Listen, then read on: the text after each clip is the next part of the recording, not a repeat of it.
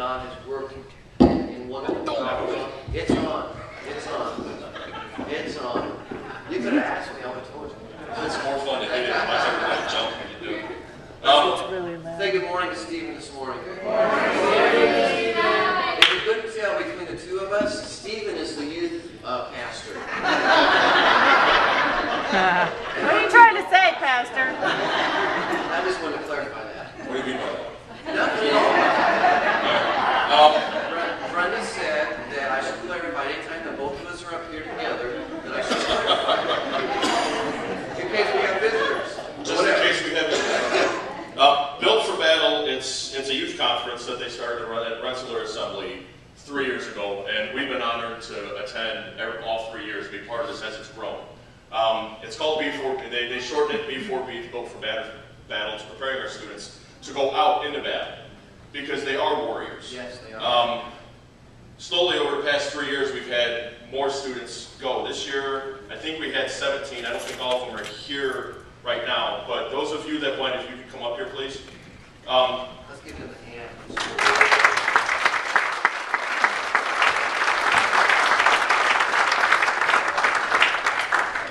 Yeah, come up here. Yeah, come up here. Just like how God works with everybody, we all have our own experiences with God. They each have their own experiences. One thing I'm going to tell you a little bit, and then they're going to talk, and then I'm going to talk a little bit more. They handed out these little baseball bats. Everybody got one of these. The story behind this is Babe Ruth is known as the best baseball player ever. Jason and Misty, come up here. You guys were there. Yes. Yay. Don't stand back there. Just stand back there.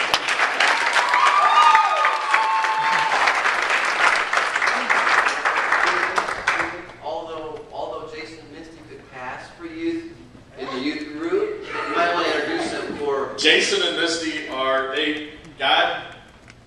God showed me 2 adults coming on board, and God showed them coming on board almost at the same time. It was really cool, and they came on board. And I tell you what, they're awesome. Amen. But these bats, okay, Babe Ruth was known as the best baseball player ever. In his entire career, he only signed 7 baseball bats. In his entire career. One of them came up missing. They didn't know where the 7th one was. It finally showed up in this elderly woman's closet. She just thought it was a bat with some writing on it. That's it. To her, it was just a dusty old bat sitting in her closet. She came up on hard times, and she needed some financing. She decided to take this bat, and she took it to an appraiser. The appraiser looked at this bat and he said, "Do you know what you have right here?" And she said, "I don't know, it's just a bat." He said, "No. Did you pay any attention to the signature that's on this bat? That's Babe Ruth." They appraised that bat, which she thought was just a dusty old piece of wood sitting in her closet. The bat appraised almost $2 million. Wow. Each one of these bats has God written on it. Amen. Because until we were signed by God, we're just a dusty old bat sitting in the closet. Right. And that's what these signify. You saw your students come home with these. That's what these are for. I want them to carry them with them all the time. I'm going to keep mine hanging in my truck. There you go. But we're going to give them an opportunity to share, because if I don't, then we're going to run out of time. No? Okay. I'm assuming that means he doesn't want to say anything. Come on. We're going to keep it quick. Okay, keep it short. Oh, you do now. All right, go ahead, brother. Get some.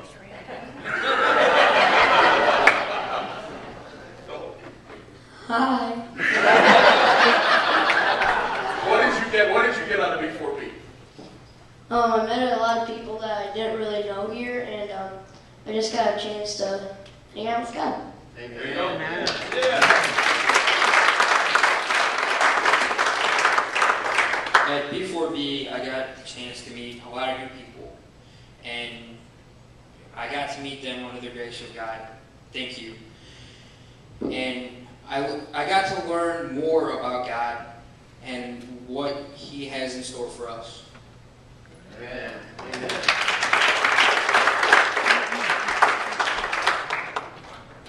No, that's all right. At B4B, we did worship and we prayed, but at the end it was just powerful. Everybody went up and prayed and talked to God. And that was going on for an hour? Easy hour. An hour at release, and it ended at 9. We got out of there at like 11 or 10. Wow. And Stephen said that, told the parents to not get mad at us if we went late because he wasn't going to interrupt God. And God worked through that church. He was powerful that night. Amen. It was definitely pretty cool, pretty powerful.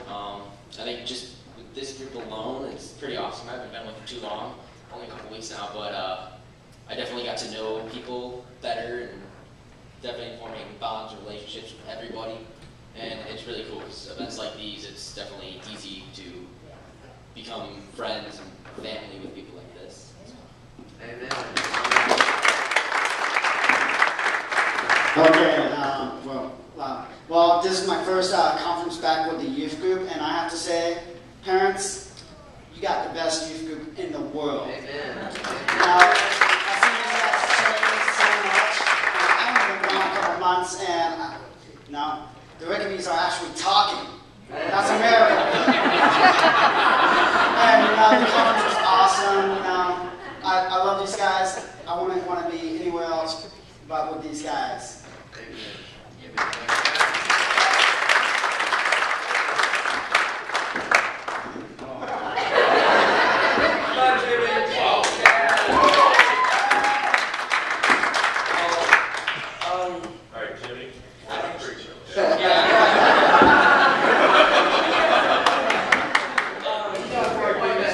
Alright, Jimmy. We'll land this plane in about 20 minutes. Basically,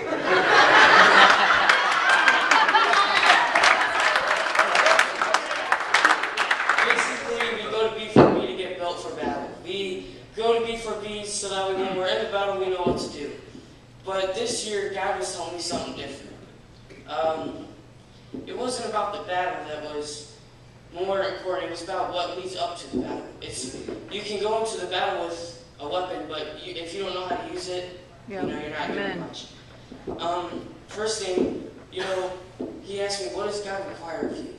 What do I require of you? I didn't really know that, so, that's, like she said, God was in the place, and he was talking to us. And, you're supposed to act justly, to love mercy, and also walk humbly with your God. Amen. We have to give everything we have to believe in him, that with things that we give to him, he can do what he wants with them. Amen. We have to realize that. We have to realize that we live for a God that's real. We live for the God that's alive. Amen. A big thing that he was talking to me was that all things are possible. Joe's dad has been cancer for I don't know how many years. He just realized, he just found out. And he's been really sick and stuff, and I went up there to pray for him. And good, big things are going on. Amen. And I don't know really how to explain it, but we just got to realize that all things are possible through him. As long as we have something, a trouble that we have, we got to give it to him. In the Old Testament, God wanted offerings from his people. But he didn't want offerings from people that were wicked or, just giving it to him. He wanted people that would give it to him because they were trying to live a good life. You guys hear what I'm saying? We got to know how to go to the battle before we battle. Yeah. Right. If we have Marines, we don't just send a Marine into the Army with a gun if they don't know how to use a gun. I mean, I'd be pretty scared. I don't know about you guys, but that's about it. We gotta,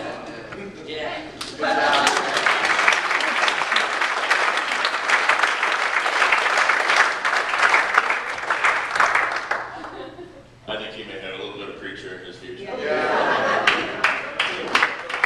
keep it real short. Most people their age look up to adults. But I'll tell you right now, you, my man, I look up to you. You are going to be a mighty man of God, I'm telling you right now. I hope you never have to leave us, but if you do, wherever you go, dude, you're going to be awesome. Every one of these guys I've seen this weekend, I got chills right now. It was awesome. It's just to watch God work in these guys differently than here and the house they're in every Sunday is amazing. And I hope I'm around for a long time to watch this. Amen.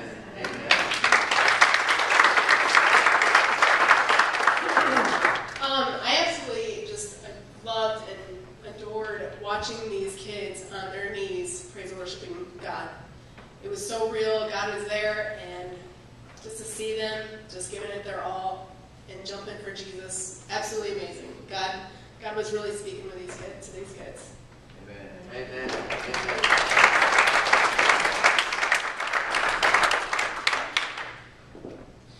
I had one of the parents before we left ask me, do you really think this is going to change anything? I mean, seriously, my kid's getting in trouble all the time. It's really not worth my time to send him somewhere else. Nobody else has been able to change him. Before they even did the altar call, that kid was laying on the altar crying his eyes out at the beginning of the thing, and I'm like, okay, God must be doing something. By the end of the night, there were puddles in front of this kid. He's like, I just don't know what it is. I used to have this inside of me, and it's been gone, and I found it again. And unfortunately, he couldn't be here today, but I'm just excited that God did do something, and it was worth it, and it's always worth it to send them.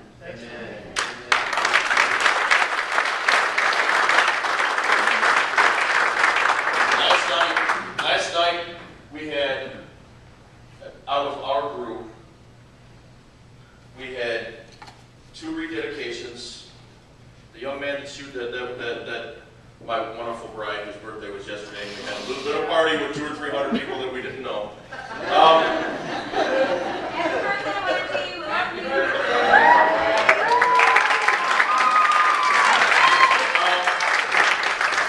The young man that she talked about, he gave his life to the Lord last night. Amen.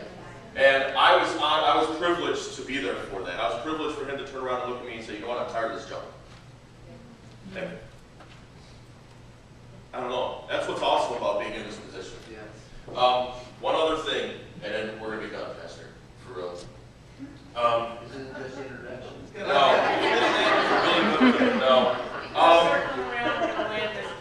Yeah, no, we're actually going to land it right now. This was a free event. This was a free event, which is awesome. And we have camp coming up. We have 10 students that are going to be going to camp. 11 students that are going to be going to camp. And, well, I'm just going to say it. We need help. We need help. We want to send these students to camp. Out of these 11 students, I don't want any of their parents to question whether or not they're going to be able to go to camp. We need sponsorship. We need help. We've got 11 students. It's $185 a student to go. They're already registered to go because God told them that they're supposed to go. And I want to help their families out as much as we possibly can. You feel it in your heart? You know what? Let's all sponsor these kids. Because this fire that they got right now, you know, some of them are going to camp. And we're just, I tell you what, we prayed last night. We all had our hands, I don't even know how it happened. We were all holding hands, and it just became a big old hand circle. And then we were praying, and you know, God just told me to tell them that we're going to light this place up. Amen. DeMont, Lake Village, Cedar Lake, Lowell, Rose Lawn, all of it. It's all going to get lit up. It's going to require you need help.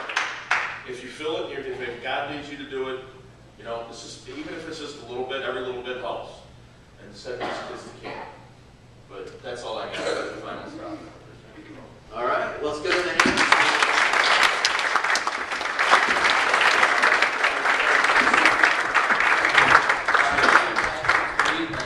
Cool.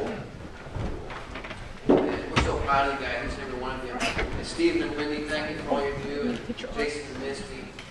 God bless you guys. It's an awesome thing. Let's see what else we have. I think we have just a few more things.